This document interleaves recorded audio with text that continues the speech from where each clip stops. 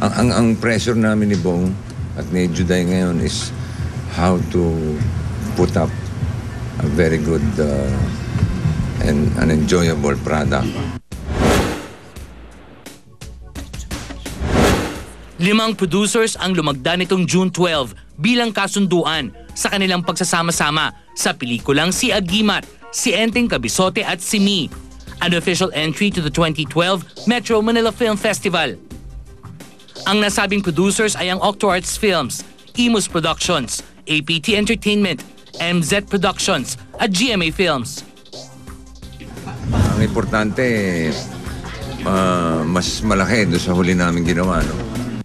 Agimat, Enteng Kabisote. And paano mo malalampasan yun? Ayon kay Andeng Bautista Inares ng Imus Productions, humanga sila ng kapatid niyang si Senator Bong Revilla sa pagtupad ni Bossing Vic Soto sa kanilang usapan. May isang salita daw si Bossing. Sabi ko, mabait pala talaga si Vic Soto, no kuya? Sabi niya, oo, mabait si Vic. Parang pinagdudahan mo pa yung kamay. Hindi, kasi talaga may word of honor, di ba? Importante yun sa pagkatao mo sa character ng isang tao. Sabi ko, talaga palang napakabait ni Vic Soto. Bukod sa baliktambalang Vic Soto at Senator Bong, kasama rin sa pelikula si Judy Ann Santos, ang kumakatawan sa Mi sa kanilang movie title na initials din ng karakter na gagampanan niya bilang Maria Esguerra. In the Metro Manila Film Festival also, ilang beses kaming nagkatapat and Juday is Juday. We made sure na yung character niya rito would be at par with Agimat and Enteng Kabisote. Bilang dating mahigpit ng katunggali sa MMFF, hindi ba nahirapan sila Bossing na kumbinsihing sumama sa pelikula si Judy Ann? Madali na makausap si Juday. Nagustuhan naman niya kagad yung magiging role niya. Nagustuhan niya yung project in general.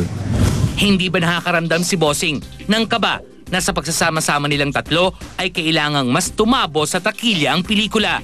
Ang pressure namin ni Bong at ni Juday ngayon is how to put up a very good and an enjoyable product. Kung paano namin malalampasan yung huli namin ginawa. Ang ilang dabarkads ni Bossing kasama pa rin sa star-studded cast. Siyempre si Hussein Wali, nandyan. Si Jimmy, si dabarkad si Juday nandito. Sama. Asa-asawa namin or mga lady, Gwen Zamora and Sam Pinto. Kasama rin kaya sa cast ang dabarkads at rumored girlfriend nitong si Pauline Luna? Pagka may magandang role, dabarkads naman, si Alan Kay, hindi pwedeng hindi guess yun, nagtatampo yun eh. Si Ruby naman kasali. Si Ruby kasali naman talaga dito sa Enteng. Siguro, madami namang dabarkads na nagka-cameo palagi sa mga pelikula ni Bossing. Hindi naman yun bago. Ano naman ang reaksyon ng dalawa sa naisulat ng entertainment editor at Star Talk TX host na si Ricky Lo tungkol sa bali-balitang cool-off na raw sila? Ayan, tawagan nyo si Ricky Lo, saan tanungin nyo kung saan nanggaling yun. Sometimes, hindi mo maintindihan kung saan nanggagaling yung mga kung ano-anong mga nadidinig mo. Pagka natatawa na lang ako, importante, alam mo yung kung ano yung tunay na nangyayari. Well, like what he said, it's funny na minsan may mga lumalabas na gano'n na hindi naman alam kung saan nangyayari, saan nanggagaling. Wala, tatawanan na lang yung mga hindi naman totoong mga bagay. Lalo na pagdating sa private life ng mga So, anong pwede mong sabihin sa kanila? Dalawang salita lang. Hi, fans! Hindi naman, naintindihan naman nila yun.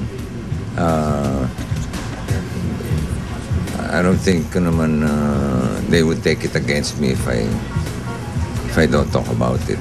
Hindi naman yung stand ko ever since, lately. Na, I think it's about time na I keep some things private. And siguro it's the right time na rin. And I guess I've been open all these years na maiintindihan naman nila. Hindi naman magbabago sa ekonomiya ng Pilipinas yun kung ano man yung nangyayari sa love life ko. Tungkol naman sa intrigang tatakbo ito for a public position sa Quezon City. Just the fact that Senator Bong and I are doing a movie for the Metro Manila Film Festival, siguro yun ay sasagot sa mga katanungan. Ako'y tatakbo sa mayor, tatakbo sa senador. Hindi pwede. Hindi pwede. Ang filing is, I think, October. Pag nag-file ka na, effective na yung, I think, naman. But I can be of help to our people without entering politics. If ever man tatakbo pa, may first lady ka. Dadamihan ko first lady para biro lang. Hindi naman importante yung first lady. Espinoy nga, binata presidente ng Pilipinas.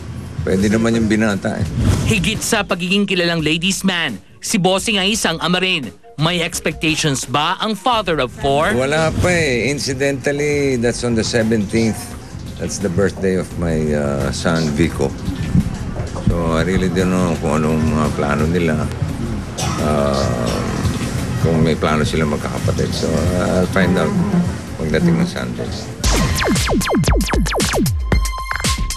Scene Magalona at cast ng Faithfully may kanya-kanyang kwento sa kung paanong sinubok ang kanilang katapatan.